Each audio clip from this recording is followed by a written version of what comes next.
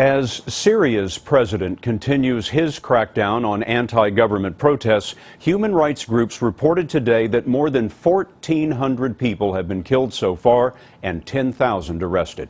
But that didn't stop Syrians today from demanding again that Bashar al Assad step down. Wyatt Andrews is just over the border in Turkey.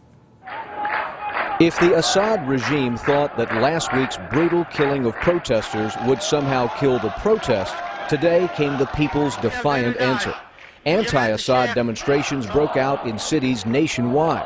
More than 10,000 people marched in Hama, a city with a history of rebellion, with every protester facing the risk the army could shoot at any time. In the coastal city of Homs, the army did shoot, and hospitals were filled with the injured. Unconfirmed reports said at least 19 were killed, and the regime's brutality stayed very much alive. To learn the extent of the violence, CBS News asked Syrian refugees now sheltered in camps in Turkey to tell us their stories by cell phone video. They asked not to be identified because they fear reprisals, including this woman, who said soldiers terrorized her village last week by raping the women. We saw the horrible and shameless things the army did, she told us, so I ran away to protect my honor. The soldiers burned our home and killed our livestock.